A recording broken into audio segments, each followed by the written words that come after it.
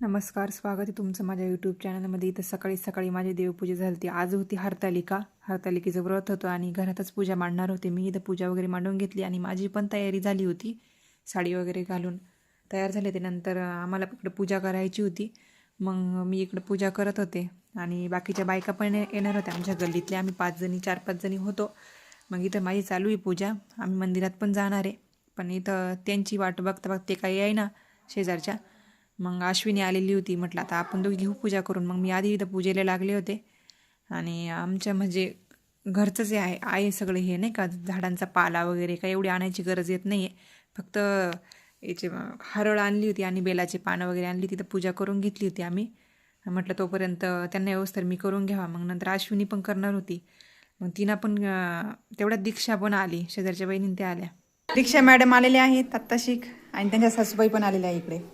आणि घ्यावा लवकर पूजा करून, मंदिरात पण जायचं आहे. तुझी झाली का?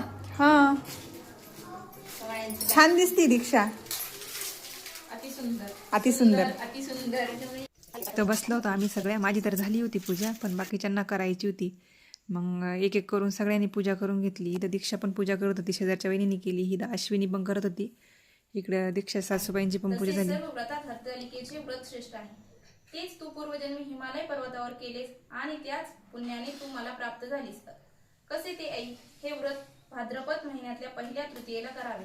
ते पूर्वी तू कसे केलेस ते मी तुला आता सांगतो. तू लहानपणी मी तुला प्राप्त व्हावा म्हणून मोठे तप केलेस. 64 वर्षे तर झाडाची पिकली पाने खाऊन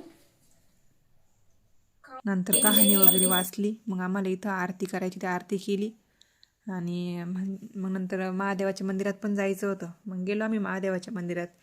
कहाणी तर घरीच वाचली होती. मग इथं पूजा वगैरे केली. म्हटलं फक्त पूजा करू, आरती वगैरे पण घ्यायची होती. मग सगळ्यांनी मिळून पूजा केली. सोबतच दूध वगैरे अभिषेक नाही का सोबतच केला. मग म्हटलं प्रत्येकीची पूजा मोडूच तर म्हटलं नाही का सोबतच करावं म्हटलं. मग इथं आरती पण झाली होती आणि पोथी तर घरीच वाचली होती आम्ही. नंतर मग बाहेर आलो. इथं हळदी कुंकू वगैरे चाललं होतं आमचं. मग थोड्या वेळ बसलो, मग आलो घरी. तुम्हाला जर माझे व्हिडिओ आवडत असेल तर लाईक, शेअर, कॉमेंट्स आणि सबस्क्राईब करा. बाय.